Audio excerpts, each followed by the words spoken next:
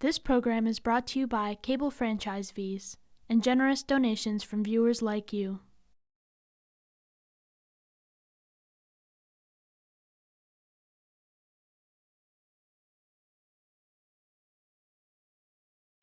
Good morning. It is January 19th, 2022, and this is the organization meeting of the Finance Committee following the election of the council that was sworn in on January 3rd, 2022. I'm going to begin the meeting by just giving some opening statements, calling the meeting to order. Pursuant to Chapter 20 of the Acts of 2021, this meeting is being conducted via remote means. Given that we have a quorum of the Finance Committee present, I'm calling the January 19th, 2022 meeting of the committee to order at 9:04 a.m. I'll call upon each committee member and including our members that are the non-voting residents. And at that time, I'd like you to unmute your mic and say present. And I'd also like you to just tell us in a sentence or two your interest in the Finance Committee, what brings you here today. Okay, so I'm going to start with, oh, hi, Alicia. How are you? I'm going to start with actually myself, Lynn Griesmer. I'm president of the Amherst Town Council. Finance has always been my kind of sweet spot. And so and it's a role that I have served with nonprofits and been very interested in my own professional life. I'm going to then go to say to Michelle Miller. Hi, everyone. Yeah, hopefully you can hear me, and nice to see you all. And yeah, I'm interested on multiple levels to learn, and I think I have some things to bring to the committee as well. At the MMA orientation we went to, our former finance director, Sandy, I'm not remembering his last name, gave an excellent presentation that really sparked my interest. So thank you. Kathy Shane.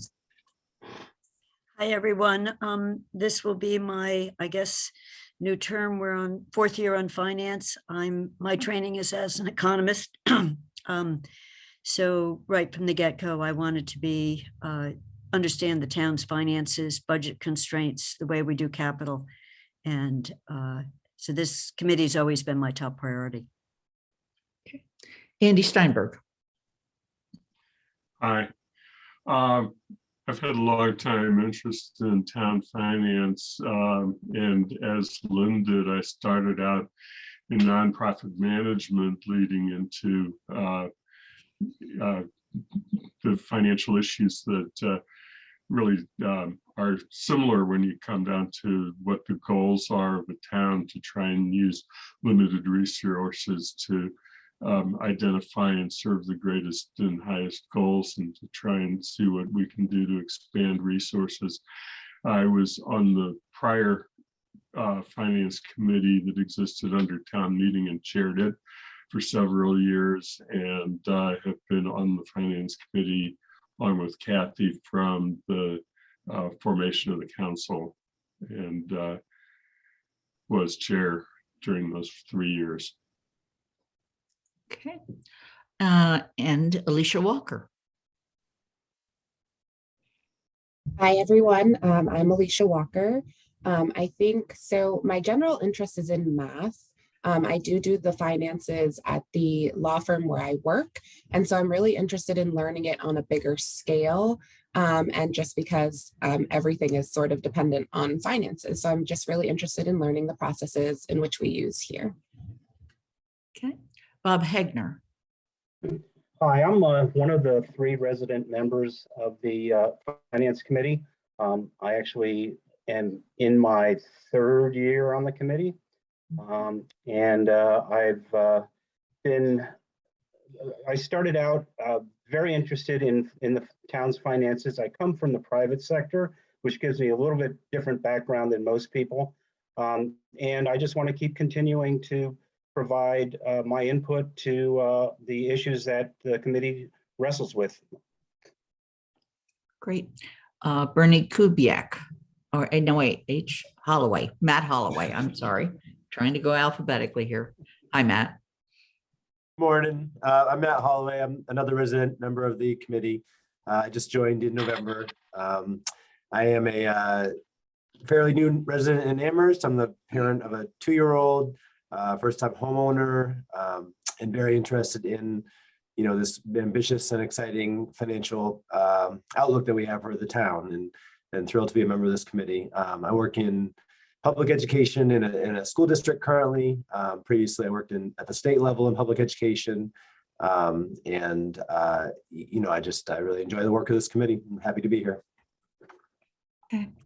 And Bernie Kubiak. Good morning, Bernie Kubiak. I'm a local government junkie, having held some local positions as a selectman and county commissioner, and have the dubious distinction of having managed 3 smaller towns after a long, almost 30-year career in human services, nonprofit management. I'm trained as a historian and as a policy wonk. This is either my 2nd or 7th year on the finance committee, depending on if you count the tenure from the old one. It's always a thorny issue. There's always more demand than there is funds. And what the town does in terms of finances really reflects what the town is and how the town chooses to operate and treat its citizens. So I look at this as a key position and as a way of my giving back to the town of Amherst as well in terms of providing my labor. I also want to welcome Sean Mangano and Sonia Aldrich, who work with us on a regular basis and help staff this committee. I think that's a word that basically so underestimates what they really do for us. So I want to just say that they're really an integral part of how we move forward. And then we have guests today, Chief Nelson and Assistant Chief Lindsay Strongram. And then also we have our Bill Kazin, who is our minute taker, and Athena, who is clerk to the council. So with that, we are going to move to the election. Oh, excuse me. I have a few more things I have to say based on this being a virtual meeting. There's no chat room for this meeting. If you have technical issues, please let the chair or me or the minute taker know. When you have a question or you want to respond to something, please use the raise hand function. And if there are technical difficulties and you lose connection, we will decide what to do at that time. And we may have to take a pause in the meeting or at least note it in the minutes. Okay. So with that, my one and only other job, besides myself being a member of the committee, is to conduct the election for chair of the finance committee. So the floor is open for nominations or volunteers.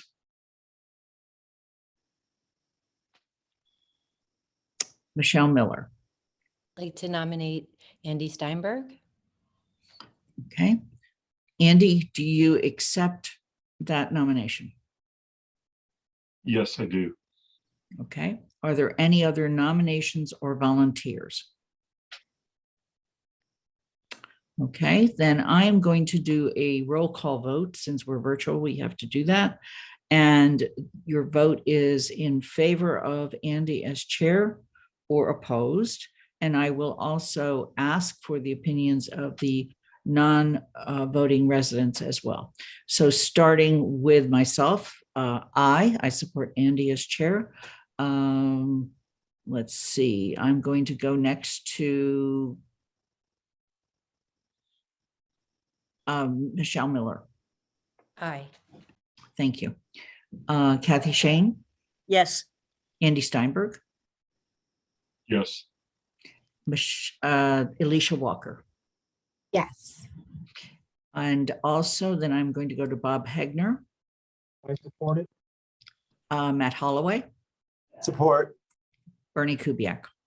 I really like Andy, and in spite of that, I agree that he should be chair. A little humor at this hour of the morning is always appreciated. Andy, with that, I'm turning the meeting over to you. I did not write a script for this meeting. And so if there's any questions, because I'm a member, I'll be here, but I would be here as president for this first meeting anyway. Thank you. Okay, well, thank you, Lynn, and I want to thank the committee for kind words and confidence in my continuing as chair. What I propose that we do is finish the election of officers to elect a vice chair, and then proceed in the agenda to action item 5, the part A that has to do with the pumper truck, because that way we can let our chief and deputy chief of the fire department get on to other work unless they want to stay with the meeting, which is of course they're welcome to, but to preserve their time, we take that item out of order if there's no one who objects to doing so. So with that said, are there any nominations or self-nominations for vice chair?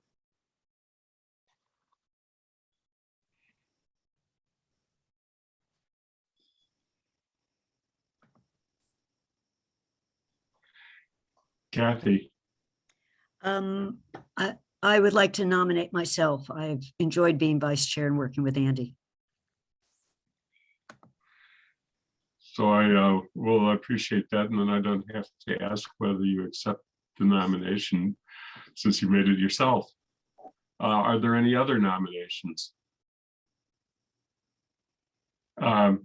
Since there are no other nominations, then I think we can just proceed to a vote under the same first process that was before, which is an indication of yes, or from the resident members of the committee, whether they will, what their opinion or support is for the motion that's on the floor to re-elect Kathy as vice chair. And I will stick with alphabetical order, but since Lynn voted first last time, this time we'll start with Bob Hegner. I support Kathy. Ed Holloway. Support. Bernie. I really like Kathy too, so I support the nomination. Michelle. Yes. And Kathy. Yes. And I vote yes. Alicia. Yes. And Lynn. Kathy, and thank you, Kathy, for being willing to do this again. Yes, and I want to also thank Kathy, and we'll talk about minutes in a little bit, but I really do want to thank Kathy for 2 things that she did above and beyond during the last council. One was that she was really a great sounding board for me, and a great person to look over reports and sort of allow me to bounce the wording on reports off of somebody who's an extraordinarily good writer and good and very thoughtful person. And second thing she did is really move our minutes through the process, and we will talk about that a little bit later, because I think we need to refine and revise the minute process and take that burden a little bit away. I think it's unnecessary to have Kathy do quite as much as she did before, but I really appreciate that she did so much. So with that said, I'm going to go back to either Sean or Sonia, whoever is prepared to do this, and give us a brief explanation of proposed financial appropriation and transfer order FY 2205D. And as you do so, maybe I should for just a second explain to the newly elected members of the council who've not experienced the word order before. In city form of government, this kind of an action, when it comes before the council, is referred to as an order. And the numbering system and the wording of the orders is proposed to us from staff, most frequently from Sonia. And we consider the both the wording and the intent of the proposed order and whether we recommend it to the council. There are two orders that we need to deal with, but I wanted to at least address the first one so that the chief and deputy chief can choose to leave if they wish. Sean or Sonia, can one of you begin with the explanation? Yeah, thanks, Andy. Would you like me to put the order up, Andy? If you have the order, yes, that would be helpful because I'm not sure that everybody has seen it. And Andy, if it's okay with you, do you mind if I'll do the first order on the fire pumper and then see if there's questions and then do the next one after that? Yes. Okay. Yes, we want to do at least that one right now. Okay. So both of these projects are capital projects that were approved in the past. And in both situations, for different reasons, the cost has come in higher than what was approved. So we're bringing this request back to the council and to Finance Committee for review to request the additional funds that are needed in order to complete the project. So the first one is the fire department pumper truck, which was approved in FY 22. The estimate back then was $450,000. And for a variety of reasons, vehicle inflation, the estimate was, I think, a little bit out of date, and the additional options that the fire department, when they looked at the state contract for this truck, the options that they added, which in reviewing those options make sense, and you'll see the main ones here, brought the price of that truck to $637,000. So we're requesting an increase of $187,000. The way we're purchasing this is through an MAPC, or Metropolitan Area, I think, Planning Council. It's a state contract where they go out and they get pricing for these trucks because they're very specialized vehicles. So they work with other fire departments to figure out what type of things are needed, and then they bid it out, and then we have access to their pricing when we go out to buy a truck. So it saves us from having to do an individual bid, and it brings the collective buying power of multiple fire departments together. So that's how this was priced out. And when the chief and his staff went to price out the vehicle that they want to purchase, and this is a vehicle that we'll have for 20 years. So it's a large investment that we want to make sure it's, it meets the needs of the town for 20 years going forward. That price came in quite a bit higher, as you can see. Some of the options I think are noteworthy that are key for this, again, 20-year vehicle. There are a couple of major things to allow the pumper truck to act as an emergency response vehicle, allows it to carry emergency medical staff, and also their the equipment and the supplies that they need. So they need refrigerated cabinets and things like that for their supplies. It has all of that functionality. And then the other two big pieces, it has a generator. So if there's anything where a emergency scene needs lighting or anything like that, where they need to light up the scene, it's late at night, this vehicle will have the ability, because of the generator, to put up those lights and power those lights for the duration of the event. And then the other large thing that was an addition here is the larger pump capacity, which allows the pump to either push out more water faster, or I think also could receive water faster. And then there's just some things that, when we looked at the base price for this vehicle, it was pretty close to the $450,000 estimate. But surprisingly, the base price doesn't include some simple things like vehicle safety equipment for the staff, for the responders that ride in the cab of the vehicle. The base price doesn't include things like airbags. So there's a number of things like that we felt, again, being a long-term investment, that we needed to add to this vehicle. to make sure it meets our needs going forward. And then I offer if Chief Nelson or Assistant Chief Stromgren want to add anything, might be a good time for that. Sure, thanks. I'm gonna add in a couple things. It's going to have the zero RPM feature that we have on our new AM. That's it. What it is, if I link for X amount of time, it'll shut itself down, run on batteries, which is a pretty green feature, but that's an expensive item. One of the other features we're going to have built in is an intercom system within the cab. That's headset my phone system. One of the big things, still one of the big things in the fire service is exposure to noise and engine noise, exhaust noise, and degradation of hearing is a big problem still in the fire service. This will address that long-term exposure to extraneous noise.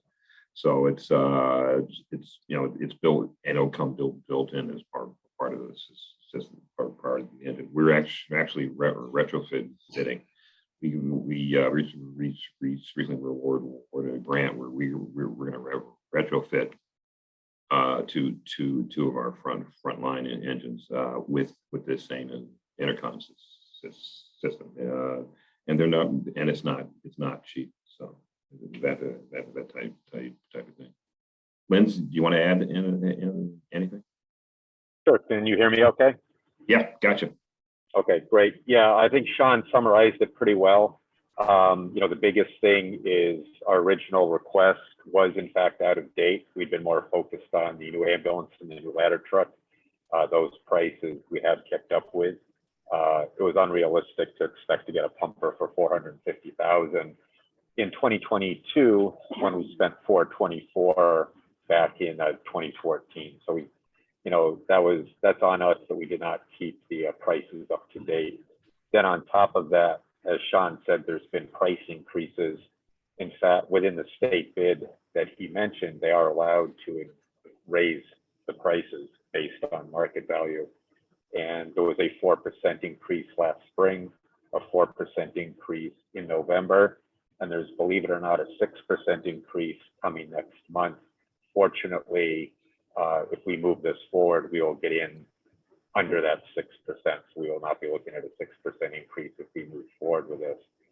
So that's some of the biggest challenges, simply been the market and the price increases on top of the original appropriation, unfortunately, being out of date, and then also the additional features that the chief and Sean mentioned. But this price at this point is firm. If we move ahead with it in the next month, the vendor has guaranteed that.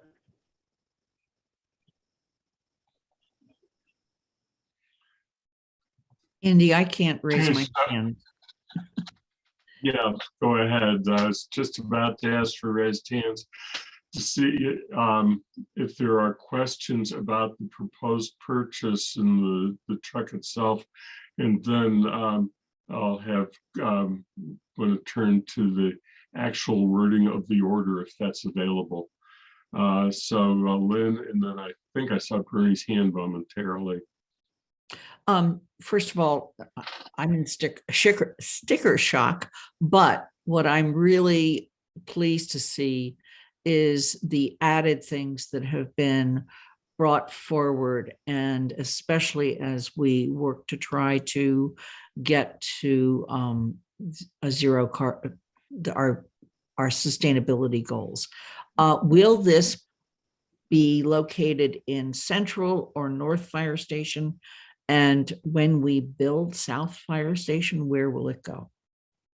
It'll be in Central, and then when we build the new station, it'll be in that station. Thank you. Sure. Bernie? I want to start by thanking Chief Nelson for continuing on with us. We've benefited from his leadership for years and hopefully for a few more to come. Is this piece of equipment Thank you. replacing a piece of equipment, or is this an add-on? It's a replay. So is there's some salvage value? Standard.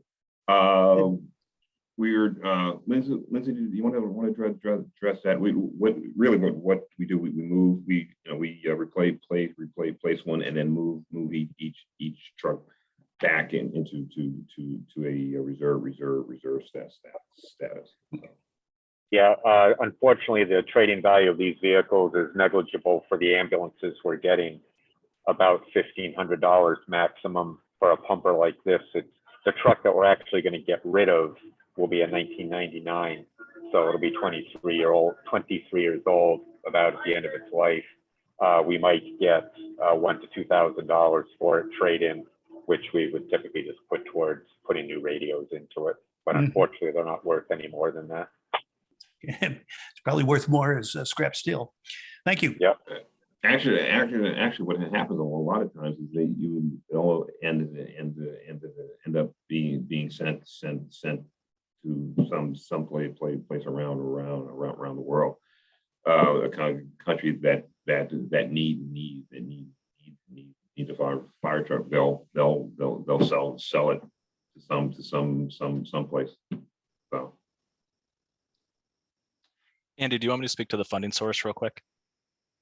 Yeah, I have two quick questions, sure. And then we'll turn to the funding source, which really would be covered by the wording of the orders, which is why I was asking about the wording of the order. But I'm assuming, and so we don't need to go into a long discussion about it, that the width of the truck is appropriate for use at the central station. And that's been calculated, and we're comfortable with that. And the second is just to know where we are in the cycle of purchases. Have we bought anything since the Quint was purchased when John Musanti was town manager? Yeah, I can speak to that. Yeah. Yes, in terms of the size, width pretty much is regulated by DOT. They can't be any wider other than the mirrors. So yes, width is okay. Height is a big factor for us. It will be built to our spec to fit into the very low doors of Central Fire Station. We are able to make it longer to accommodate a more cab space. So that's what we're doing. And to answer your question, Andy, the second one, yes, we bought our last pumper in 2014. And the Quint was purchased in 2009. Okay, just wanted to give everyone an idea of what the duration of purchases has been, what the history of purchases. Kathy. I just a quick question. You said we're actually kind of custom ordering these. Do you have any sense, and this is a longer term, not on this project, if we had regulation door heights, if we didn't have to custom it, would the price be lower? And some magnitude, like a few percentage points, big difference? How much does the custom matter? Well, first of all, custom is sort of a misnomer in terms of how we're thinking about it. Pretty much every pumper that anybody buys is called a custom pumper because they are built to all of our specifications, because every fire department, sorry about the noise, wants something different. In terms of the height question, yes, it has a small factor. Probably a very small percentage price-wise. What it limits us on what is we can actually do with the pumper in terms of features more than actually a cost difference. Thank you. Yeah. Andy? Okay. Yes. I'm ready to make a motion if you're ready for that. Actually, we have one more thing we have to do before we get to the motion, and that is that if Sean or Sonia have the actual order that's being proposed available, then we would need to get one of them to put it on the screen. And if not, yeah, it's in this memo at the end. Page 4. Yep, page 4. Okay. Then can you get down to the bottom of the memo? So that people can see the wording of the order. I think, Lynn, it's your document. It's on there now, I think. Andy, it's on the screen. It might just take a minute Okay. to update. There it is. Right. So I make a motion to recommend to the town council that they approve appropriation and transfer order FY 22-05D. Shane seconds. Okay, we've been, motion has been seconded. The order addresses the where the source of the funds is. So I don't know if you want to say anything more about that, Sean. Yeah, I'll just say that we talked about whether we should pull it from free cash or increase the borrowing authorization. I think we felt, based on the conversations of this committee in the past, about reserve levels and where they are currently, and also that these are one-time costs. We look to free cash instead of increasing our borrowing because we know we have some significant borrowings coming in the future. Okay. And I don't know if Alicia or Michelle have any questions that they want to ask about the terminology, or whether the training program that you referred to that Sandy Pooler led cover those topics sufficiently. And so I'll give you a moment to see if you want to raise your hand and ask any questions. And then if you don't, I'm going to go ahead and ask for a vote on the motion that's on the. All of my questions have been answered, so thank you. Okay, seeing no hands and indication of that, the continue on with the. Andy, Alicia has her hand raised. Alicia has her Oh, hand. Alicia, I'm sorry. Sorry, it took me a minute Alicia. to find the virtual hand. I just wanted a quick clarification. So this order, we're passing this to the town council for approval of the 187 from the free cash. The other amount is already taken care of? We'll do that one next. Okay. The school one we'll do right after this one. Okay, thank you. Right. Or were you asking about the 450, the original purchase amount? Yeah, the original purchase amount. That was already that was voted back in June of 2021. That initial amount, the 450,000 for the pumper. Okay, and so funding those, is already set aside. It's already taken care of. They just need the increase. exactly. Yep, that Okay, funding's thank there. you. Yep. Thank you.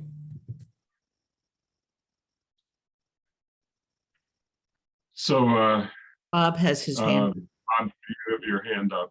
Yeah, sorry, I should have thought of this earlier. Sean, is it possible to take the 187 from the ARPA funding? Or does it have to come from free cash or some other source? It could come from ARPA funding. I think right now we've got plans for how we propose to use the ARPA funding. Okay. But theoretically it could. Yep.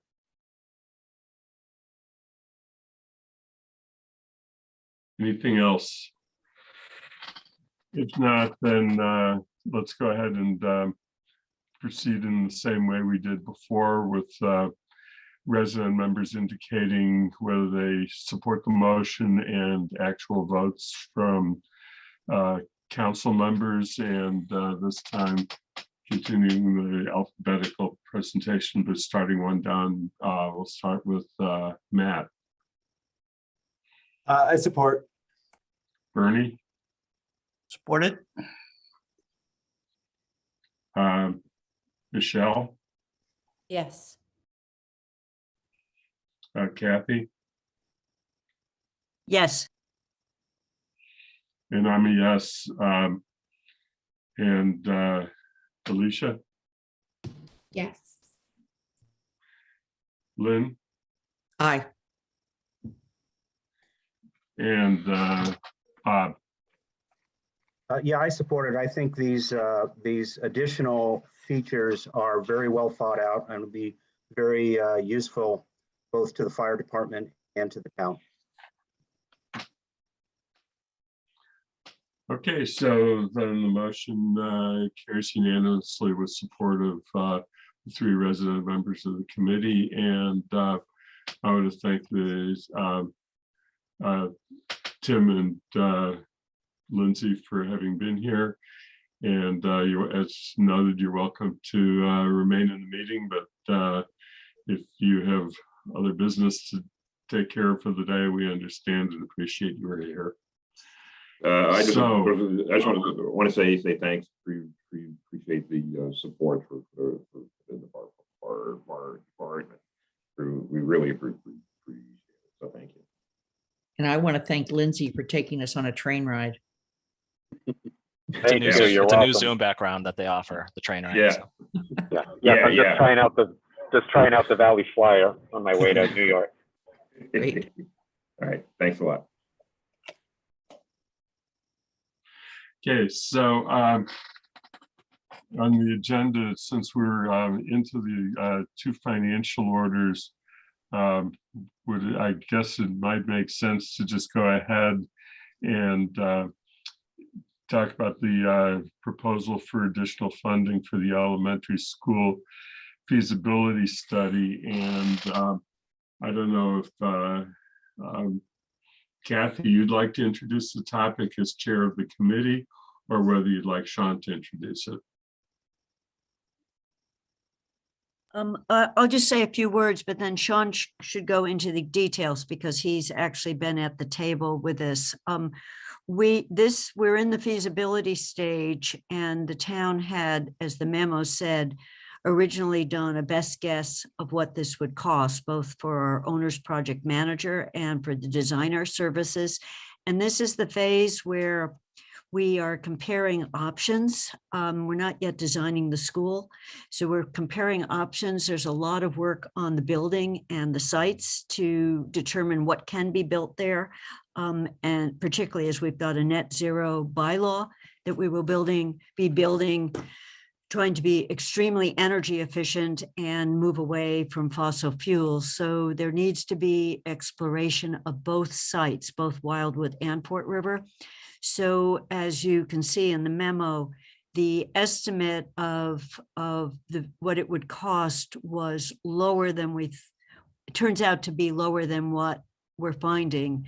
Both the length of time, we thought we would save some time and money because we had done a Wildwood study and we'd done a Fort River study, but they did not look at some of the things we are now going to be looking at in this, including traffic studies for both, detailed traffic studies, flow, not just at the gateway to the schools, but also geothermal capacity and solar capacity, with Fort River being one of the sites, and actually it's named as the site, but we're looking at both sites.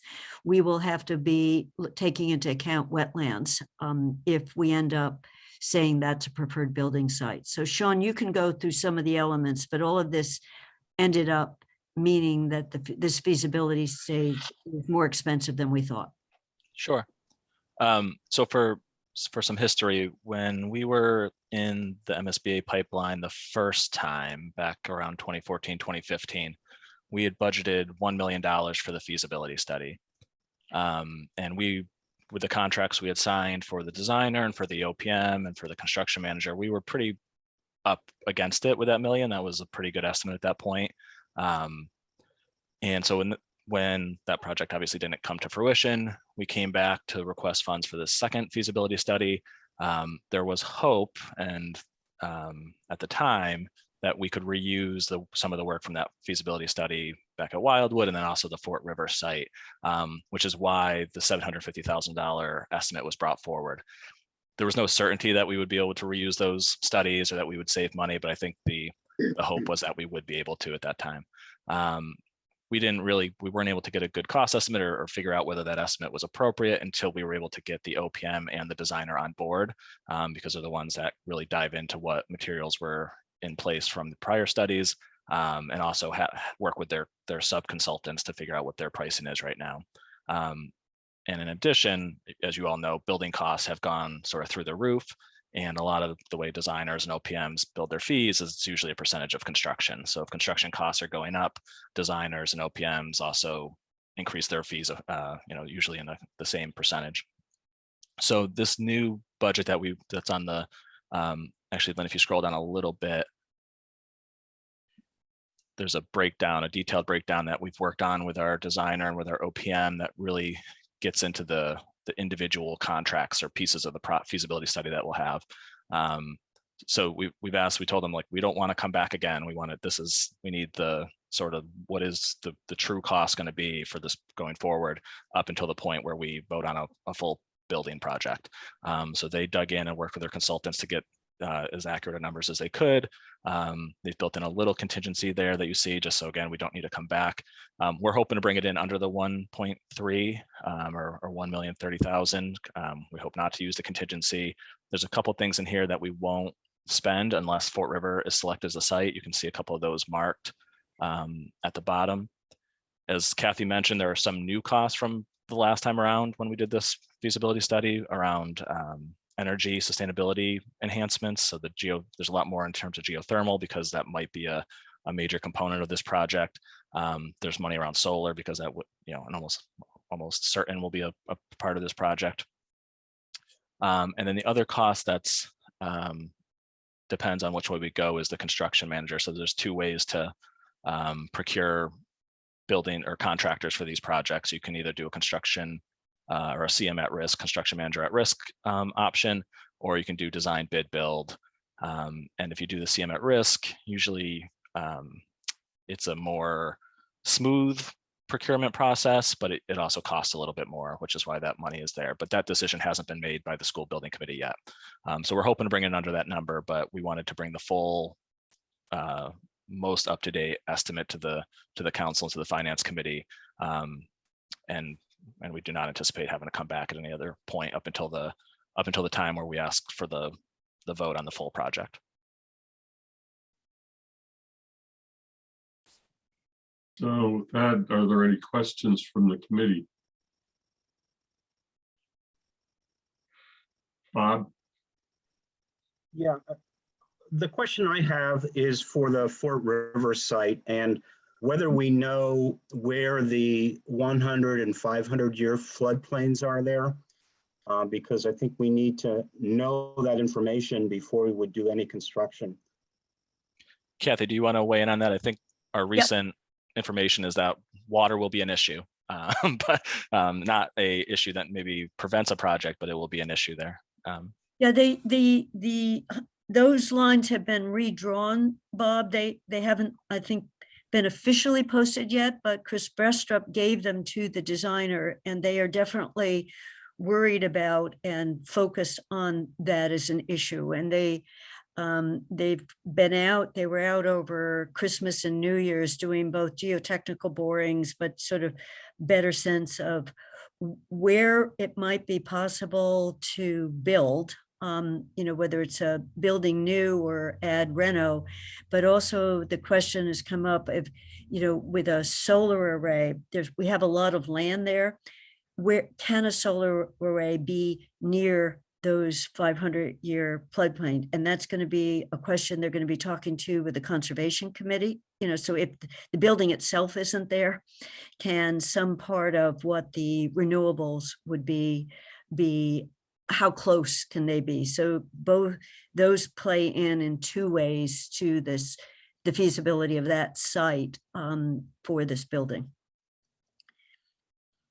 And can I just say, just to add to that, on the 7th of January or the 21st of, February, on either the 7th or the 21st, the flood maps that have been developed, which we have to do every 10 years, will come before the council for approval. Yeah, so, so what they were given, I think, is the same thing we're going to see, Lynn. So it was unofficial, but those are the ones that have been redrawn. So they were all, actually, when they were bidding, they were all given the updated flood maps. So they could at least tell us whether we had two prospective sites or whether there was going to be a major restriction on the Fort River site. Matt? Thanks, Andy. And I apologize if this is a little basic. I want to make sure I understand the bulleted items, Sean, that are on this list. So traffic study, solar, permitting, hazmat, and contingency. If I track those down in the revised budget down below, and then add up those items, should that be the difference between the $1,030,000 and the 750,000, or is there additional? Is that how the accounting works here, or is there additional? Not exactly. There's some. So the contracts so our original appropriation was for 750,000. We have a contract with the designer for basic services for 500,000, and the OPM for 196,000, as you can see there. So that adds up to 696,000. So we have a little bit left in the original appropriation of 750 that we can put towards some of these things. So basically it'll be these things, if you see this list, minus the 750 that we already have is what the additional appropriation is for. Okay, and so the additional appropriation itself is the 280,000. Yeah, and so these are these 5 bullets are the large things, but there's, as you can see below, there's a number of smaller things. Oh, okay, all right. Michelle? Thank you. I'm trying to think about how to ask this question, so bear with me.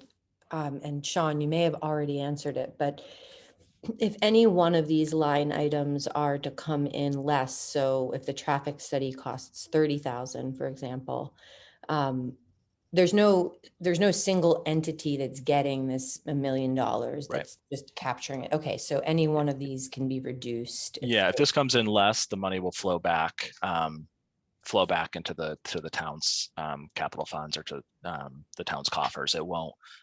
We don't give this money out until there's a contract in place.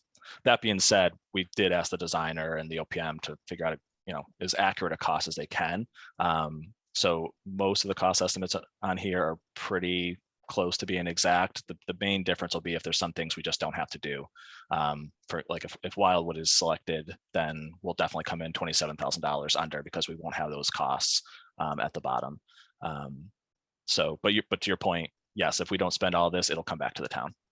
Okay, great. And so the contingency will sort of be that's the catch-all in case any one of these items are higher than we think. Okay. And a lot of that is around the timeline.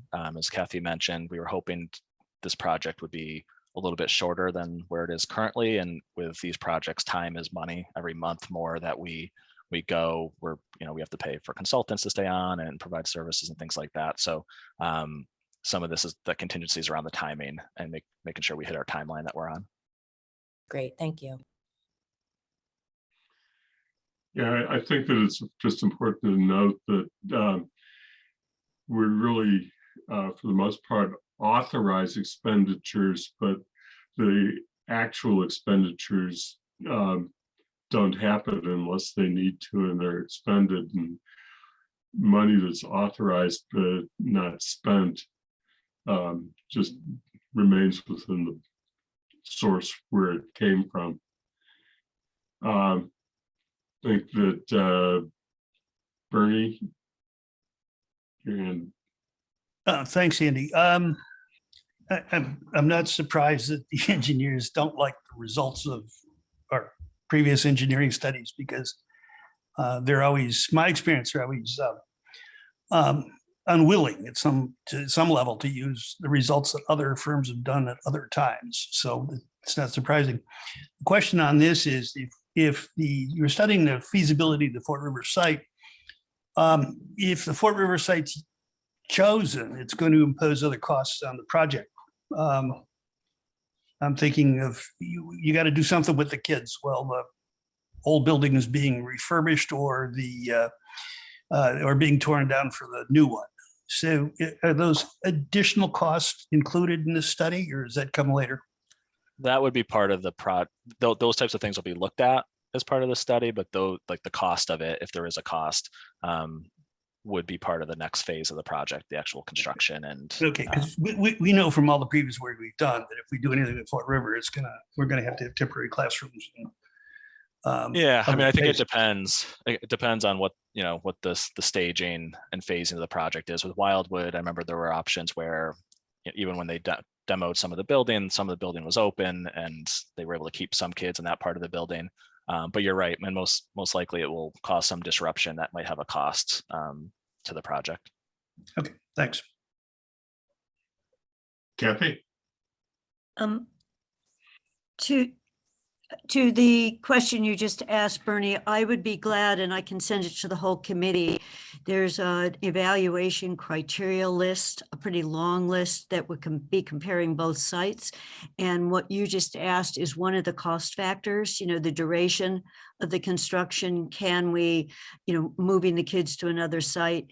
I visited one school that UNESCO did that's just opened, about a year ago. And they were able to build a new school 8 feet away from the existing school without ever having to move the kids. So some of what they're looking at is what's the size of the new place? Will it be ad reno? Will it be new? And we're going to have side-by-sides with cost estimates on all of that before we get to what are we doing. So you'll see that in the next phase, those costs, but they are also a factor in us making a decision. Having that list would be helpful, and it might, to be frank, I look at the Fort River site as a loser. And I'm sorry that we have to spend money on it. I've been through constructing 3 schools. Fortunately, none of them had to be next to each other. But I would appreciate a list of criteria. That would be helpful. Thank you, Kathy.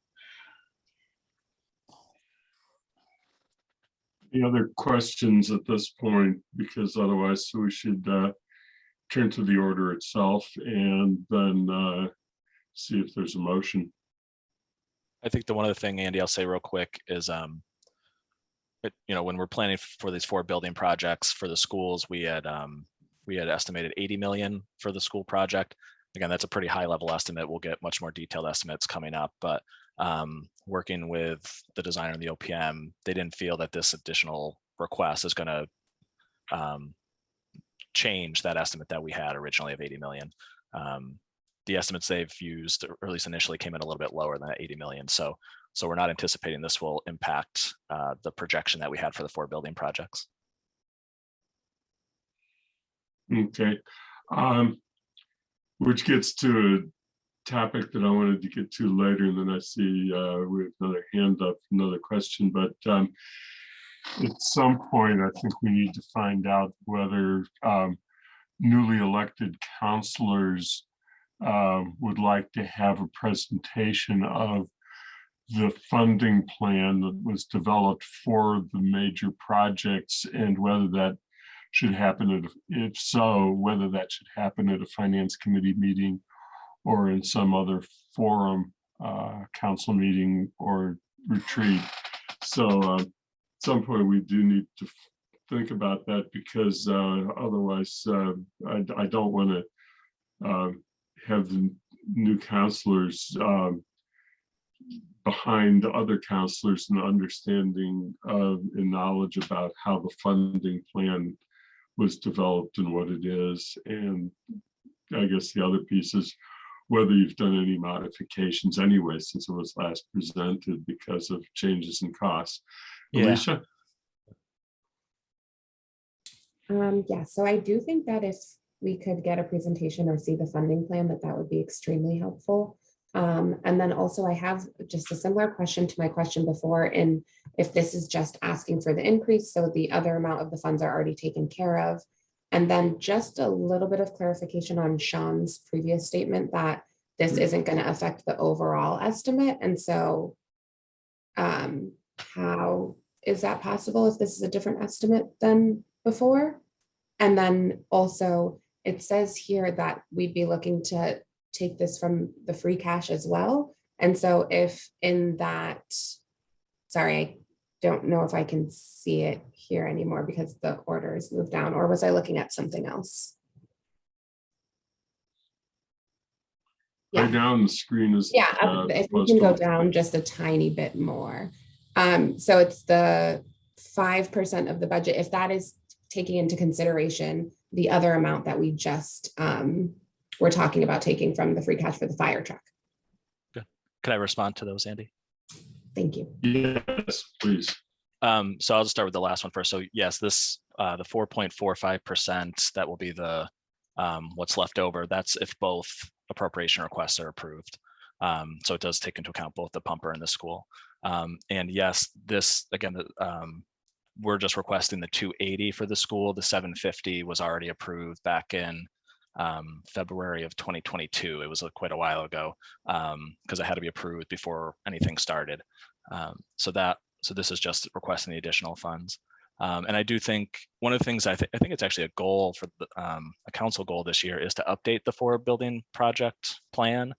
So that's on our list to update it with the most recent assumptions, projects that obviously push back from where we were hoping they would be. We hope to have better cost estimates on projects like the school and the library, or well, we have the cost estimate for the library, but better cost estimates maybe on the DPW building as well, because we're getting closer to having a site selected for that. So we are anticipating on updating that 4-building project model and then bringing it back for a presentation. I think makes a lot of sense. And then the last question about the budget. So when we did develop the model for the 4-building projects, I looked at other school projects, extrapolated to what we were thinking for this project, added in some additional funding because we knew this was going to be a net zero. So we came up with a sort of a really high level estimate of 80 million. Working with the OPM and the designer so far, they haven't done a detailed cost estimate, but the original sort of thought is that 80 million should be more than sufficient for what we're proposing at this point. Not to say that can't change, things can change quickly, especially the way construction costs are rising. But at this point, they didn't think that this increase in the feasibility study phase was going to push us over that 80 million for the whole project.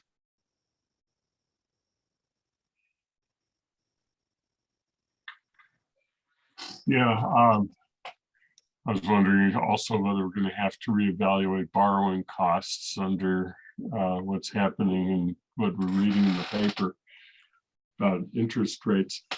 But that's a future topic to discuss. I think the one thing that, because, you know, we keep focusing on free cash as a source of funds for the add-ons. These purchases originally, these amounts, the original amounts, were they funded from borrowing? So for the school project, yes, this would have been, if it's part of the 80 million, this would have been part of the borrowing and part of the debt exclusion. So that's being proposed. So pulling it from free cash will reduce a little bit of what would have been excluded if we had borrowed for it instead. It was the original plan to use issue notes or to. I'm sorry, say that again, Andy. To use what? Cash was the original amount for the the preparation work that we're talking about. Was that coming from borrowing or was that coming from free cash? Were you doing the 750 was borrowing? Yep, the 750 was borrowing. Again, we're proposing free cash for this because we're trying to keep the amount that's going to be debt excluded as low as possible. We've heard the impact and the early feedback on trying to keep that cost down as much as possible. So looking at our reserve balance and then hearing the feedback from the committee to try to use that for these types of one-time costs that come up. And then also trying to keep that amount to be debt excluded that would be passed on to the taxpayers. That's why we propose this coming from free cash instead of increasing the borrowing. But the original 750 is a borrowing. I think that my concern here is that, again, for the new members, there's a lot of terms being thrown around right now about the difference between borrowing and borrowing by bonds and borrowing by notes, and what's funded from borrowing, what's funded from free cash, and how they all tie together and what might be reimbursed. What that exclusion is, which is the amount of the override request that would be asked of voters. These are all topics that are things that we just need to have the time to, in a place to explain them and sort of come to an understanding of whether and those explanations should be just to the Finance Committee, to those of you who are in the Finance Committee, or whether other members who are on the council would like to have that kind of explanation also. But I do recognize that there is that whole level of complexity, and I apologize for the amount of these terms that are being thrown around without explanation, and recognize that if you have questions, if you feel you'd like to have answered now about any of this or any explanation, you know, don't hesitate to ask. And Sean or Sonia, I'm sure we'll be able to respond. Kathy, you have your hand up. Andy, I just want to, I want to strongly endorse what you have proposed, not for now, but to come back to this. And I think it should be the whole council, Lynn, if we can figure out a way to do it. I think it's just. I have my hand up to say exactly that, Kathy. I just think it shouldn't be just the Finance Committee. It should be the whole council, and it should be a dedicated conversation amount of time, because going back and forth, it's not just the terms, but all of this, as you look forward 5 years or 10 years, has an impact on the operating budget. So it's just to understand how we're funding capital, what is debt. And I think it's not just for the new counselors, but for the whole council, for existing, people who are still with it, because it's complicated enough and interactive enough that I think we need just to carve out the time. So Andy, I'd just like to add on to that. We will definitely have to carve out the time, not only for the Finance Committee and including the non-voting residents, but the entire council. And the reason we will have to carve out the time is that, given the time frame for when this would probably be on the ballot, it would be this council that would be brought to the question of placing a debt exclusion on the ballot. In addition to that, as some of us who were at the Four Towns meeting the other day realized, that now the regional schools are asking for a larger chunk of money, and Sean and others have already talked about the fact that that's going to have to be in the update of the financial model as well. So I hear everything you're saying. I think it would be useful to stick to this question now and come back to that later. I'm ready to make a motion whenever anybody else is. Okay, let's see what Bernie has to say, and then we'll go to a motion. Bernie? Quick comments. You have to watch the headlines. The municipal rates, municipal borrowing is still pretty, municipalities can still borrow at pretty reasonable rates. So don't take the headline scrolling across the banner on CNBC is the whole, there's a sum of it. The other thing is for anyone who wants to geek out on this, the Division of Local Services of the State Department of Revenue has a very a lot of detailed information on the website. Some of it is written for folks who are new. Some of it is written for the folks like Sonia who get to live with this for way too long. But you can look at the DLS website and find plenty of stuff. And I do support the idea of a in-depth training or discussion on this with the committee as a whole and the council as a whole. Well, thank you, Bernie. Lynn, did you have a motion? I do. I'd like to move that we recommend that the town council approve appropriation and transfer order FY 22-05E. Shane seconds. Okay, there's been a motion that's been made and seconded. We've had plenty of discussion. If there's no further discussion, and I'm looking at, don't see any hands, then we will proceed in the same process as before, but this time we're starting one further down on the alphabetical list with Bernie Kubiak. I support the motion. Michelle, Aye. Kathy, Yes. and I vote yes. Alicia, Yes.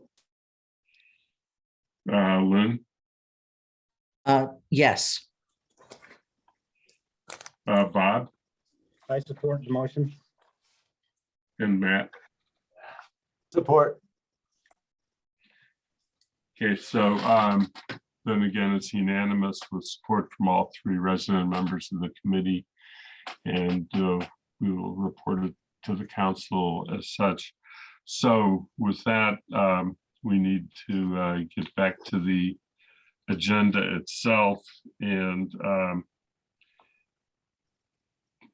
we need to, I'm very conscious of time, so I think we need to move forward as best we can with items and decide what's most important. Lynn, your hand I is only have still one up. request, and that's of Sean, and that even though we're not using borrowing in this case, we keep track of all money spent on this project, regardless of the source. Okay, thank you.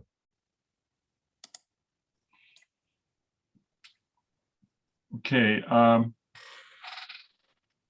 so I don't know if we should stay with the action items and go on to the daytime and then come back for discussion items to the extent that we have time. And if that's agreeable, then I think that the other thing that we were going to put on the screen, because it's a very difficult topic, and that is just, Linda, did you have the doodle poll as it was Actually, most recently? Yeah, actually, I think Sean has that.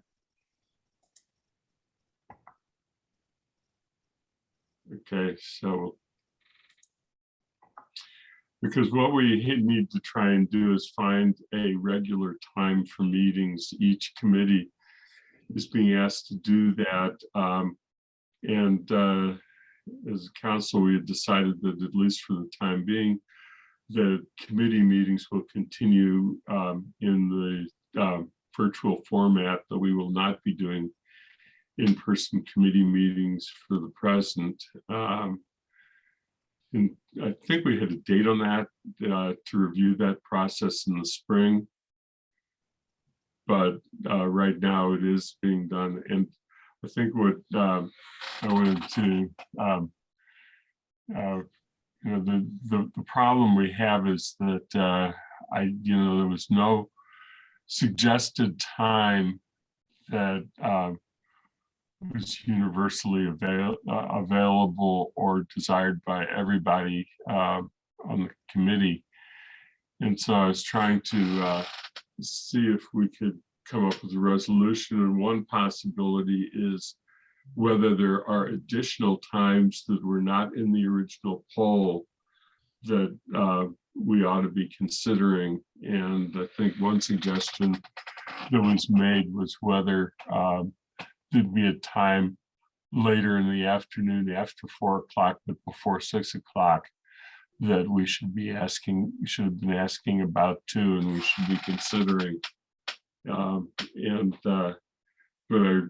I also want to recognize that for people who put an absolute nose into times, if anybody feels comfortable doing so, I'm not asking anybody to do it, but certainly to feel free to be honest with the group about what your limitations are and why you have the limitations that you do, so that we can try and balance this out in the best possible way.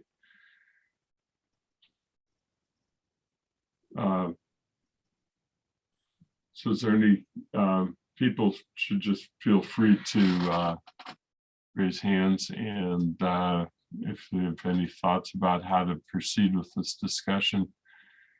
Matt?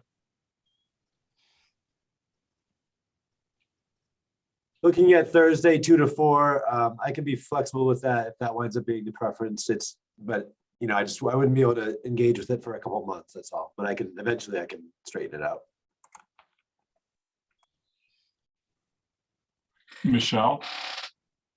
I'm sorry, can you clarify, how often does this committee meet? Is it only after town council meetings, or so every other week, or? We will try and establish a schedule. If you, when I wrote the transfer memo about the committee, we generally had been meeting either once or twice a month during a large part of the year, twice a month being more frequent. But when we get into the very limited but important time after, excuse me, the town manager submits a budget and we have 30 days to respond to it, we then go into a larger number of meetings for a short period of time. And that usually, I shouldn't say even usually, that happens in May, because the requirement in the charter is that the town manager will provide the budget by May 1st. At the first meeting after, it is referred to the Finance Committee, and the Finance Committee has 30 days after that to make a recommendation back to the council. And then the council has until June 30th to adopt the budget. So that's why that time crunch happens at that month of the year. But otherwise, I don't think we've generally met more than twice a month. It takes something pretty exceptional. Bob? Yeah, I just wanted to throw out that I'm open any day of the week, really, between from 3 to 5 or from 4 to 6. I know that gets into some evening hours for some people, but I also just want to mention that my experience has been over the last couple of years that we often go beyond the 2-hour scheduled meeting time. I personally block 3 hours of time just because sometimes the important discussions take longer than we can fit into 2 hours. So just bear that in mind when thinking about a meeting time.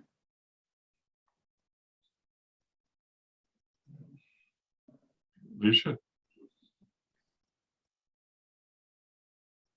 So generally, because I work full time and I teach classes every day, so I will never be available from 2 to 4. I think my earlier class on the day ends at 2:30. So it's possible that maybe if we started around 3, I'd be able to make that, but a 2 to 4 block is not going to work for me during a weekday. My evenings are completely clear besides council meetings. And then generally the other time I have available to meet is early mornings, like 9 a.m. I have meeting slots available. Those are going to be a little limited because I have the elementary school building committee, the CREST implementation team, all of which are morning meetings during the week, but is something that I can accommodate on a Tuesday or a Wednesday, if that's helpful. That is. See who else, Kathy? I want to try to repeat back what Alicia just said. If you're saying that Tuesday 3 to 5 would be feasible for you, starting later, what I'm seeing is everyone was available Tuesday afternoon. I could have checked every box. So I can do late afternoons too. I thought the real evening hours starting at 6 are harder on both Sean and Sonia, who need to be here with us. And I know Sean is also staffing JCPC, which tends to meet or has been meeting in the evenings. We haven't done it, but if we moved, I'm just looking at Tuesday, if everyone has said Tuesday 2 to 4 was okay with a 3 to 5. And if Alicia can do 3 to 5, then we have a day that works for everyone. So I needed to ask Alicia whether, I didn't understand with the classes and the work, whether starting at 3 might work on a Tuesday, or Thursday's the other day that looks like kind of almost everyone could do it, except for Matt. But anyway, I was doing the only one missing is on Tuesday.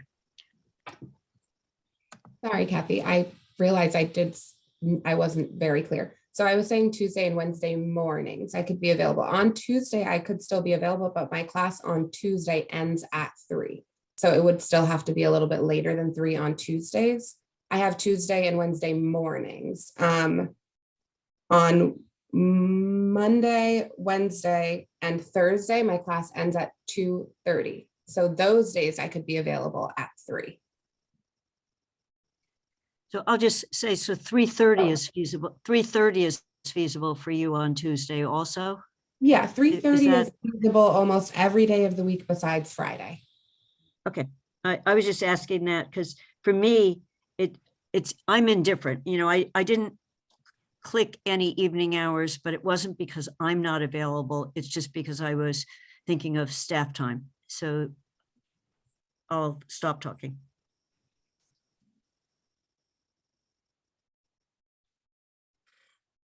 Okay. Anybody want to, I should take my hand. Is there any other questions or suggestions to have? Otherwise, Kathy, do you have a recommendation out of all of that? Yeah, I'm thinking what I see on the grid, if we made it Tuesday from 3:30 to 5:30, we are unanimous that works, unless I'm just speaking for myself. For the people who said it was okay if we start later and end before 6, does that work for them? So I just would look to the rest of the group, not just for myself. But we get to 10 people if that works for everyone. Andy, can I just ask a quick question? Yes. Go ahead. Alicia, does 3:30 give you enough time? Or would 4 o'clock be better? 3 o'clock could work if that's what works better for everybody. 3:30, else. okay. Yeah, that's fine. Okay. So if we want to see if Tuesday at 3:30 to 5:30 works, why don't we do this? Bob? I was just going to suggest 3:30 might be better because of what I said earlier. We often spill over a little bit, so people can go from 3:30 to 6 without, stressing out. That might be more realistic. So we set a goal of 3:30 to 5:30, Bob, but it leaves us a spillover if we have to, right? That was my point. Yeah. There was one suggestion that I was going to make is that we order the agendas for all future meetings so that I work with Sean, Sonia, and Kathy as vice chair to determine what are the most critical items, and if we have to set a hard stop time, which are the ones that can carry over, and we put those at the end of the agenda and let our agenda flow by what we think are the most critical issues. Bernie? Yeah, if Alicia believes that a half an hour is enough time for her to stop teaching and switch gears, that's great. And I agree with Bob that if we kind of leave that option of 5:30 to 6 open, because we do run over from time to time, and I know I'm a sometime contributor to that. Matt?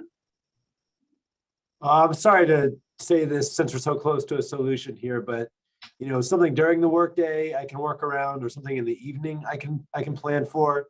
Something right. I have a long commute and a young child, and that, if that's really the only solution this group can come up with, then I'll proceed with it. But it that is probably the worst possible, that overlap of the commute time is probably the worst possible time for me. So I don't know if anybody has thought about possibly alternating, you know, a morning and an evening or something like that. I don't know. I apologize because I know we're very close to a solution here, but that it really couldn't pick a worse slot of time for me. Okay, well, this is what we need to consider. When you say commute time, what are you thinking of exactly the time we're talking about? Yeah, that's pretty much right in my sweet spot of getting home and getting my kid to bed and then being able to attend. Like the cultural council, we do our meetings in the evenings, 6 to 8. You know, this was an afternoon meeting. It's, again, you know, if this is the best thing the group can do, then I'll make do with it. It's just, it's not a great spot for me. So we can come to Bob. Yeah, what about Wednesdays at 9 a.m.? We all made it this week. Is it difficult for people to make that on a regular basis? We'll ask that question in a second. Alicia? I was just wondering if you might be able to bring back up the doodle poll for the schedule. That was a little helpful, but I can do Wednesdays at 9. I just thought it would be helpful to see this, and also just resonating with what Matt said, because I completely understand. I also have a work commute and children, so that time is slightly difficult. But depending on the frequency of our meetings, I could make that happen. And then also, I know Michelle asked this question. I'm not sure if I was clear on the answer because I know the frequency of us meeting changes. So right now, are we looking to be meeting? What is our frequency of meeting right now? Right now, we're on, based upon experience, we would be meeting every other week, probably until May or very close to the 1st of May. And then we would get into that very short period where we have more frequent meetings because of the 30-day timeline for responding to the town manager's proposed budget.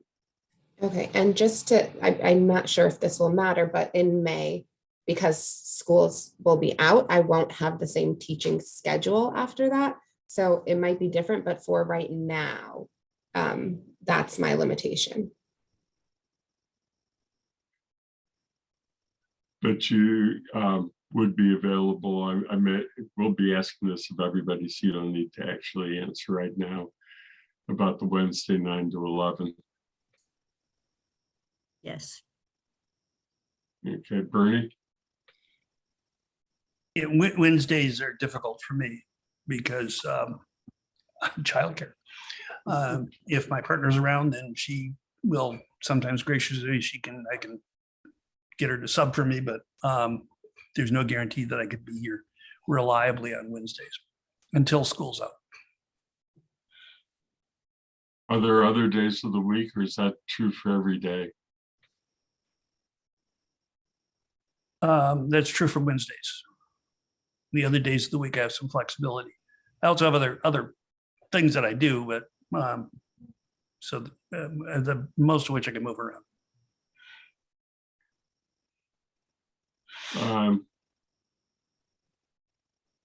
What about Tuesday at that time? Michelle? That's what I was going to ask Alicia, just to clarify if 9 a.m.'s if at 9 a.m. any morning, but Friday was, or I'm sorry if I misheard that, Alicia, but was a 9 a.m. good for you any morning? Yeah, I'm sorry, my schedule is a little confusing, but every morning except for Friday. Thursday and Friday, because Thursday I have CRESS implementation and Friday I have elementary school building committee. But so I essentially have Monday, Tuesday, Wednesday at 9 a.m. open. So why don't I ask anybody who has problems with 9 a.m. on Tuesdays to raise their hands, and let's see if we have anybody who has a problem with that time. So I don't see any other, and if there are any schedule, is there any schedule that we need to work around to make Tuesday 9 to 11 work? Occasional meetings or things like that. Otherwise, what we should try and do, and for the next meeting, I'll work with Kathy and Sean and come up with a list of Tuesdays and propose it back at the next meeting in order to confirm a schedule for the time going forward. Lynn? I'm going to suggest that in order to avoid potentially running into having TSO and finance on the same day of the week, or day of the calendar, I should say, that this committee meet the next time on either February 25th or I'm sorry, January 25th or February 8th at 9 o'clock. Yes. I mean, the time that was being considered by TSO was an evening, as I recall from last night. Right, but the first time that TSO is meeting is February 1st, which means we would start this at 9 in the morning and have another meeting that night. So unless it's urgent, the finance committee could wait until February 8th. So I think that's actually a good suggestion, Kathy. Yeah, I like that. I like that, Lynn, because it also will get us on a schedule. We're meeting the day after the council meeting, although, as you know, when you look at the council calendar, sometimes we don't meet on a Monday because it's a holiday or it's something. But right, if that becomes every other week, I will just book it and then we can change it when we need to. But that also gives us that meeting next week. To me, we need to figure out the next meeting in a way, the content of it. And I don't think we have Sean and Sonia will know whether we have anything that has to be decided between now and the 8th. If not, then we can have more time to figure out the agendas as well, rather than meeting again next week. Yeah, well, I don't think there's anything that needs to be decided. We'll have quarterly reports ready for the 8th, the first and second quarter financial reports. Oh, that would be great. Yeah. So I think next week would be is going to be kind of tight, but the 8th would be perfect. I think I'm saying that for Sonia, and she's probably going to shake her fist at me. But oh, there, thumbs up, great. So okay, I think so that's great. we have an agreement then that the next meeting of this committee after we adjourn today will be on February 8th, Tuesday at 9 o'clock in the morning, and that we will propose a schedule for consideration of Tuesdays for meetings that take us through the end of April, and an agenda for the next meeting. We'll work on that too. And if that's agreeable, I don't think we can just do it by agreement. I don't think this necessarily has to be done by motion unless someone just wants to do it by motion. No, it does not. Okay.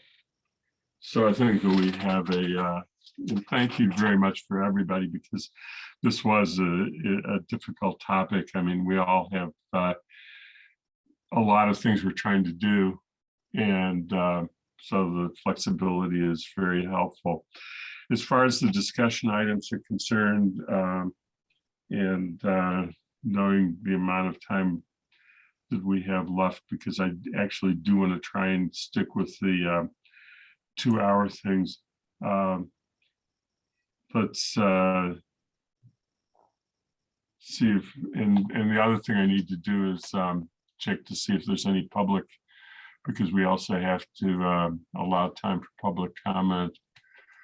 I think there's one member of the public present, and if that person would like to offer public comment at this meeting, then I would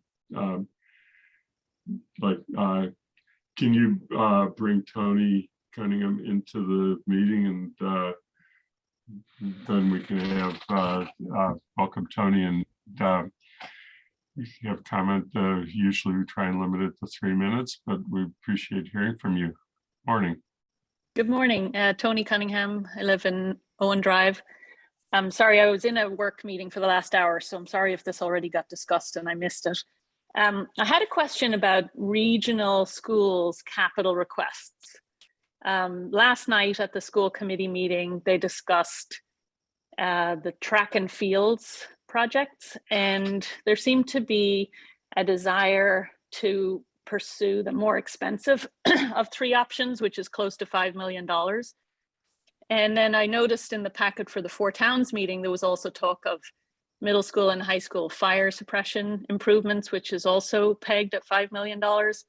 And then separately to that, there's the middle school roof, which was authorized 3 million, I think it was, a couple of years ago, but they're waiting on MSBA approval for hopefully half of that. So in theory, you know, that adds up to quite a chunk. And I know Amherst doesn't pay the whole amount, but the portion that would be on, that Amherst would be on the hook for could in theory be many millions of dollars. And I know it doesn't go through JCPC for the regional schools. So I'm wondering, when does that get talked about, and where does that money come from if it's going to be a borrowing with debt service, for example, you know, over 10 years? And is there room in the capital budget, bearing in mind debt repayments will become due on the library project and the school project, and there will be roads and other demands on the limited capital budget? Would the regional school, the portion, Amherst portion of those regional school projects also have to come out of that same capital budget? And is there room in that capital budget for those projects? I hope that's clear. Thank you. Okay, thank you for the question, Tony, and the comment. I just want to note that on the discussion items list of 4 items, one of them is the regional school funding and 4 towns meeting. And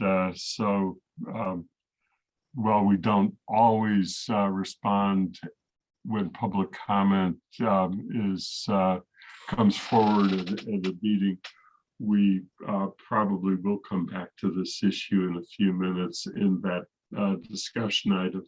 But thank you very much for your comment and bringing it forward. And with that in mind, I saw Michelle, you had briefly your hand up. I don't know if you want to be recognized, or otherwise let's try and talk briefly about each of the discussion items. Again, I'm keeping my eye on the time and trying to stay to the 2 hours that and not go into the additional overtime that we've been warned about. Since there are no hands up at the beginning, I think that the question of the transition memo and items carried over from the previous session is a standard item that was put on all committee meetings, but what I really would like to turn it into, because I think the transfer memo was a little bit different from the other committees, because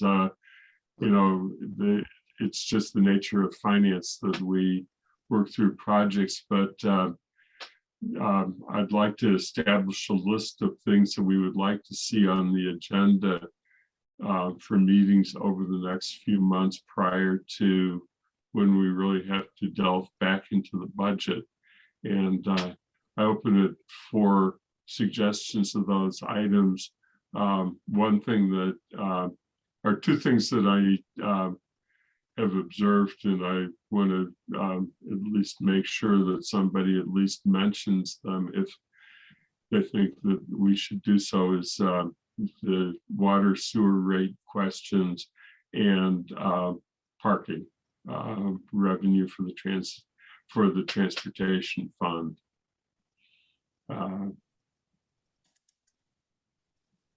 Other issues?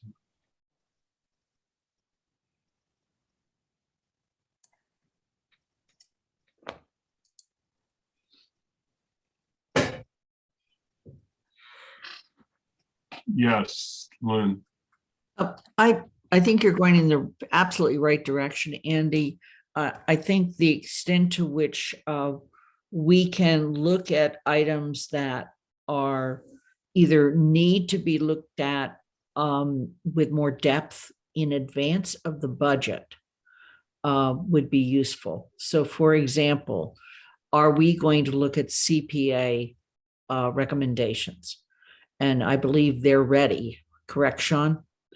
And so that's one that we can also look at between now and May 1st. And then the other ones you just brought up, I think, are excellent. And if there's other kind of issues that are not, if you will, part of the regular budget, then I think we should focus on those between now and May 1st. And then in addition, obviously, I'll be putting together, working with you all to what that primer, if you will, for the town council will be about financing capital projects, all of those wonderful terms we slung around earlier today, and so forth. What was the first one you mentioned? CPA. Oh, which I believe yes, they have completed their recommendations. And so we could do that anytime between now and before May 1st. okay. Kathy? Yeah, and Lynn, my memory, but you will know this. Usually this CPA comes to the council and we refer to finance to review. So if we're meeting the day after the the council meeting on that first week in February, it's perfect to be on that agenda then. You know, we could be looking at it early. So that was one comment on timing. The other is, Sean will know where this is, but I raised the issue and I was told we're working on it. And then I sent a memo in on parking fees, meters, parking policies, permitting for parking. And, you know, I know the staff was working on coming up with a revision. I think it would be good to see, it's one of your out of cycle, Lynn, you know, that it won't come up in the budget, but I think it would be good to try to see where you are on it. And then again, I think it's got to come to the council first and then be referred because there is a substantial parking item planned for Monday, the 24th. Okay, with fees? Sean, yes. Yeah, Okay. yeah.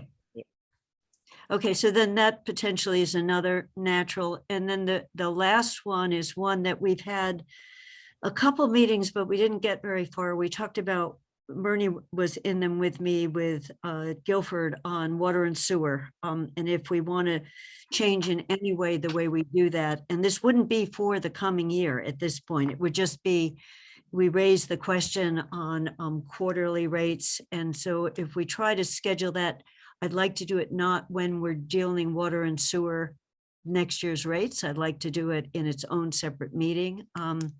So that was the other one I had that is kind of unfinished business. We'd started to look at it. And even if we want to put it to bed, you know, that we're not going to do anything, I'd like to have a discussion.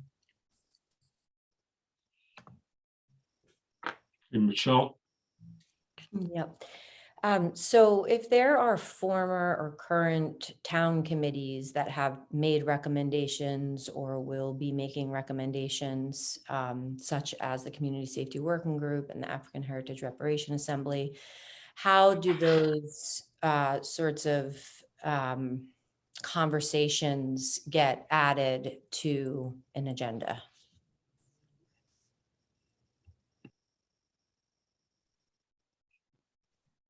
think that's what we're.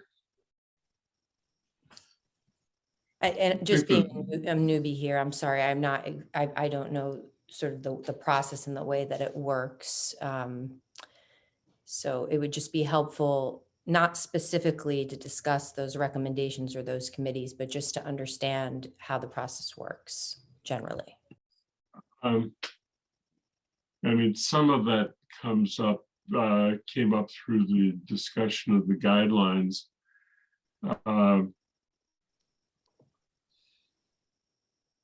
And that because it had needed to be fit into the larger scope of planning. Some of it comes up individually. I don't think that we certainly have had a detailed discussion in planning around CSWG recommendations because they were built in at least for the first year. Kathy and Lynn, I'll try taking that order. Kathy? I was just going to say that in general, Michelle, and I'll use Climate Action Committee as to the extent it has a budget impact, the committee gets those to Paul as part of the budget process so that we in finance then see it in a consolidated budget. We don't deal with those because it's got to be worked in within the guidelines that were set. That has been the general route. There have been some exceptions, and so there are things but we haven't done specified asks as much in finance. They've gone because we have an overall policy setting piece, but Paul has to bring us a budget that works. So that has been the route. And then, for example, then in JCPC, which is the capital place, the issues of hybrid trucks and different kinds of solar or an allocation, they came as specific requests, but often from departments and sometimes from residents, but we didn't see them, so it came through a process that came through the budget piece. So we can talk a little bit more about that maybe at the next meeting, but it's been a rooting through Paul because he's got to make it fit. And council sets the overall policy guidelines, and big picture, but then there's the reality of how much money we have. Thank you, Kathy. That's helpful. Yeah, so I'm just going to set that in the context of a calendar. So we've already done the initial fiscal indicators back in the middle of November. And on the same night, we also had public forum. Michelle, I believe you made extensive comments at that public forum. I would hope that you would forward them to the full council and to Paul. And with regard to the CSWG, that conversation has been ongoing now for a while. The motion that was made a year ago, well, in the budget that we're now in, was also then, I believe, continue that into the next fiscal year. And I do want to call attention to the fact that Alicia and the implementation team will be doing 2 public forums on what's coming up with the CREST program, which is one of the main features of the CSWG recommendations. So, but after that, we then did the budget guidelines, which we did not include in this packet, and we need to just to make sure that people have them. And then Paul basically starts the budget process, and he's doing that already with Sean, and collecting data from departments and collecting data from all of the recommendations. And then that is what comes to us in the form of a proposed budget on May 1st. And on May 2nd, Paul will make his budget presentation to the town council, and there is an automatic referral to the finance committee at that point. And that's when we begin the process of the in-depth look at the budget. So those are issues that are in people's minds. They're on the slate, if you will. And they may not all get implemented, but it's out there. Okay, so I think that that's gives you a sense of kind of the timing and why we went through that indicators back in November and the budget forum back in November as well. Okay. Michelle? I appreciate that. That's really helpful. And yeah, just we did make comments during the forum, and then I did attend the finance committee that was following that, and watched, I think the second meeting following that. And there really wasn't too much of a discussion about the recommendations that the AHRA made. And I know we're working through a process here. And so I just, it's more about trying to understand how to actually get these conversations to happen when they need to happen, and the timing that they need to happen in. And I know that it's, they're not easy conversations to have, and there is much demand on the budget, and I completely understand that. I want to make sure that in that case with reparations, there wasn't much of a conversation that occurred, and there really wasn't much that was added into the draft guidelines either with respect to it. So whatever now Paul and Sean are looking at doesn't, you know, those recommendations really haven't been addressed. And so, and maybe they're not going to be addressed right now, and that's okay. And we're working through a process, but I want to understand how we can have that conversation. Okay, so here's where I think we're at as far as identifying items to try and include in agendas over the next months before we get to the May 1st crunch period. And if I've missed them, please, missed anything, please speak up. But one is water sewer fund, how we establish rates and alternative mechanisms for establishing rates. Another is a bundle of parking issues, which I think Kathy described. We want to make sure we get the Community Preservation Act done. We want to, because there are recommendations from that committee, and it has to go through finance to the council as the next steps. We talked about making sure that we do some planning for the full council and for the committee about how the capital planning process is going to work, and trying to explain a little bit more about how borrowing and fits in, and just working in terminology around borrowing, so that we get everybody into the same place and understanding those issues, and funding for some of the initiatives that we've talked about. In addition to reparations to CSWG, there's ECAC. Did I miss anything? Because if not, I'm remaining conscious of the time. And the next item on that discussion list was council retreat discussion. And I think Kathy or Lynn can pick up on this a little bit, but just to give you a real quick, is that there was a thought about trying to do some kind of budget presentation, and Kathy was had offered to work on that issue, and is to try and then have it presented, I think, at the next finance committee meeting on the 8th, as far as what the general outline of it would be, which would be done immediately prior to the retreat itself, for where the council is having a retreat, I think on the following Saturday. So I don't know if Kathy or Lynn have anything to add to that. The retreat is on the 12th. Since I'm trying to pull together the retreat agenda, I'm trying to understand more what this recommendation is. Kathy, have you done any more thinking about how you would, what you wanted to present?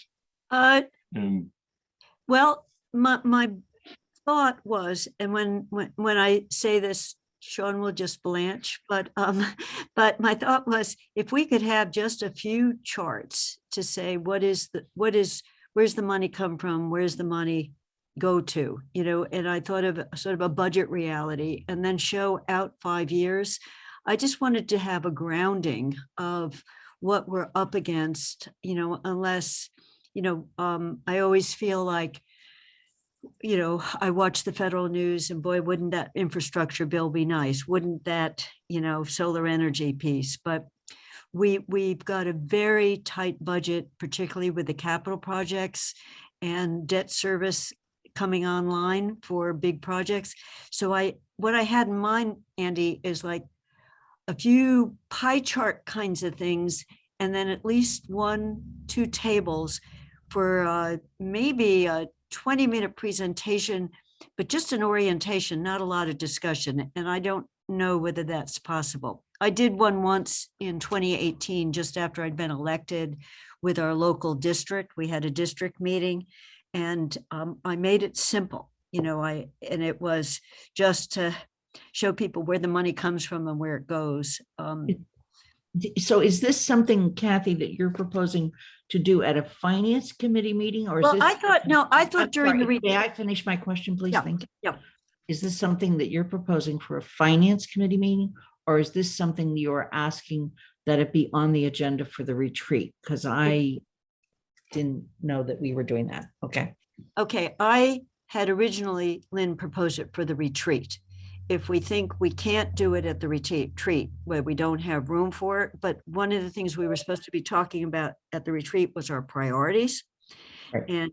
And to the extent any of the priorities have dollar signs next to them, I would just like to make sure we're doing it from a foundation of the town of Amherst.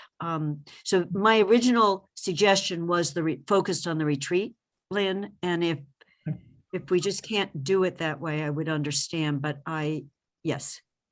Let me look at that agenda. The other possibility is that this be part of that dedicated meeting for the full town council and the public and our non-voting members, all about finance. And I think that's fine. It's just that with the retreat is the 12th. So it's just, I found that grounding really helpful to me to understand why we were faced with such hard choices. And I said, if I do this here, how does it impact something over there? Unless I found someone who wanted to give Amherst a few $1 million. So, yeah. Got it. Thank you. anything else here? The question about future agenda items, which is D on that discussion item list, we've really been handling as we've talked about A and B. So spend a couple minutes on the four-town meeting. I think a number of us were present at the four-town meeting. It is a difficult topic.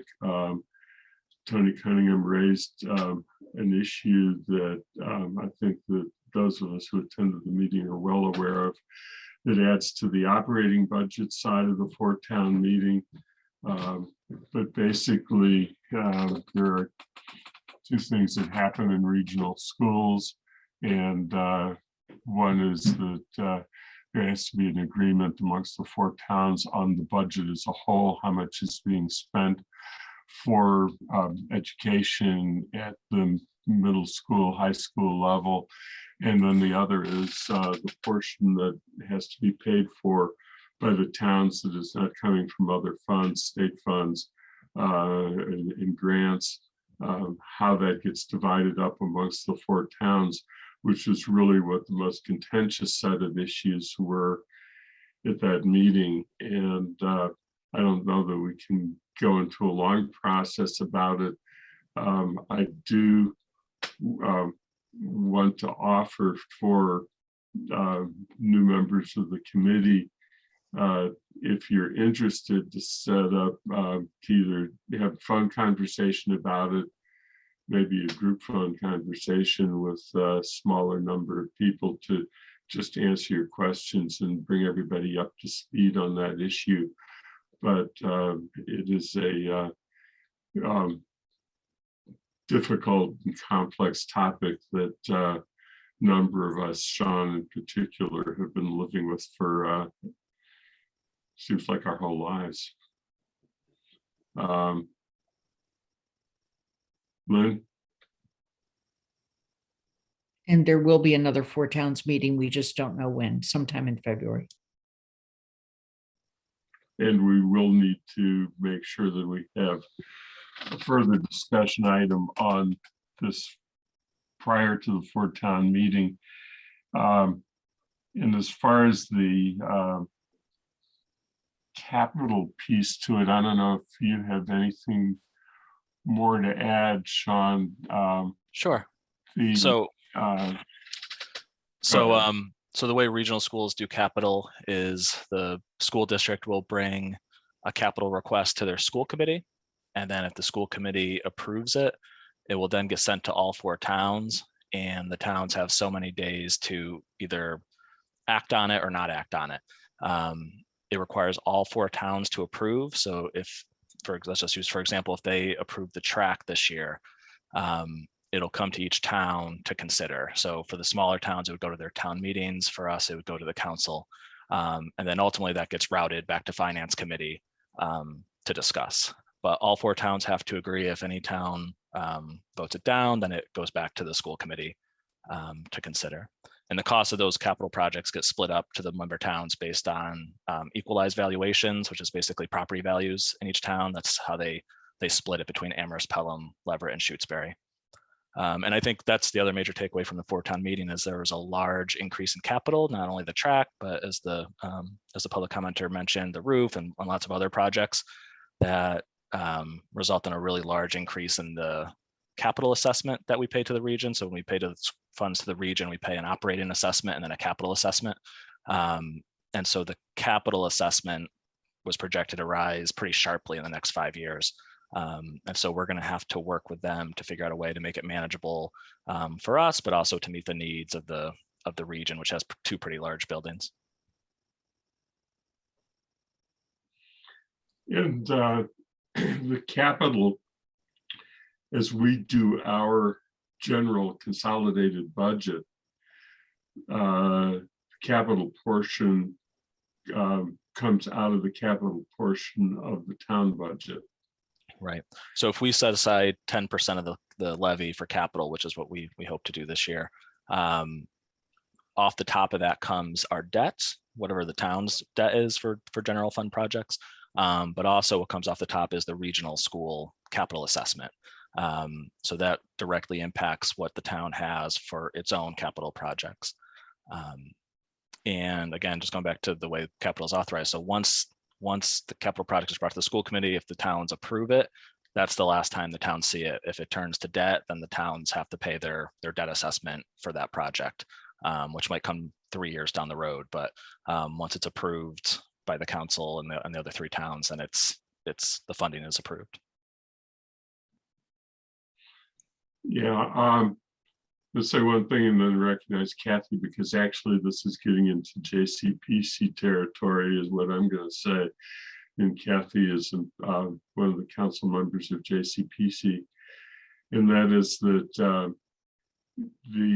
to the extent that the recommendation, as was noted by the Tony's comment, was to do a more complex project, and that there was a request not only that it be done as a regional project, but that Amherst pay an additional amount. If you really went down that path, it really cuts into what JCPC has as a total amount to recommend for other capital needs within the town. And I assume, therefore, we would need to have JCPC discussing that issue also. Kathy, now I'll turn it back to you since you're the top. No, so Andy, you said that piece, and I actually had a question for capital that doesn't get debt financed by the regional. Do we see it in a line item? Or is it rolled into the overall regional budget? Because when I look at the budget, I see regional debt service. So that I'm just asking as a question. Yeah.